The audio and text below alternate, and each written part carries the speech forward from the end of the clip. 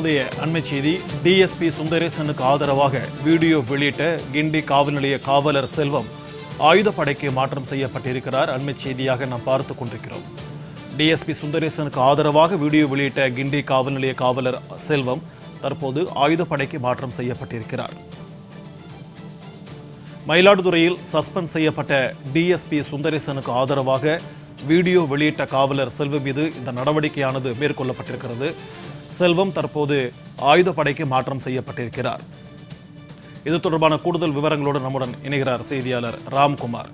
வணக்கம் ராம்குமார். டிஎஸ்பிக்கு ஆதரவாக பேசிய காவலர் மீது இந்த நடவடிக்கை எடுக்கப்பட்டிருக்கிறது. இது குறித்தான விரிவான தகவல். மயிலாடுதுறை டிஎஸ்பி சுந்தரேசன் பணியிடை நீக்கம் செய்யப்பட்டார். பல்வேறு ஊழல் குற்றச்சாட்டுகள் கூறி காவல்துறை அவரை பணியிடை நீக்கம் செய்தது. இருவருக்கு ஆதரவாக பல்வேறு காவலர்கள் மற்றும் காவல்துறை அதிகாரிகள் ஆதரவாக இருந்து வருகின்றனர். இந்த நிலையில் நேற்று கிண்டி காவல் நிலையத்தில் 2ஆம் நிலை காவலராக பணிபுரியும் செல்வம் என்பவர் வீடியோ ஒன்றை பதிவிட்டார். அதில் டிஎஸ்பி சுந்தரேசன் மிகவும் நல்லவர், உண்மையானவர், லஞ்சம் வாங்காதவர் என அவருக்கு ஆதரவாக வீடியோ வெளியிட்டார்.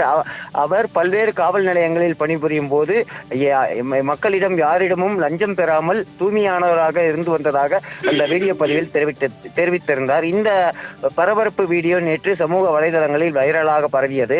இந்நிலையில் இந்த டிஎஸ்பி சுந்தரேசனுக்கு ஆதரவாக வீடியோ வெளியிட்ட கிண்டி காவல் நிலைய காவலர் செல்வம் தற்போது ஆயுதப்படைக்கு மாற்றப்பட்டிருக்கிறார்.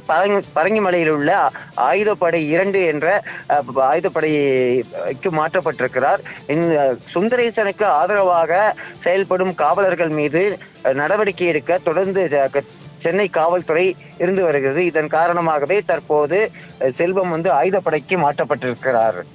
பாஷா, உங்களுடைய விரிவான தகவல்களுக்கு நன்றி ராம்குமார்.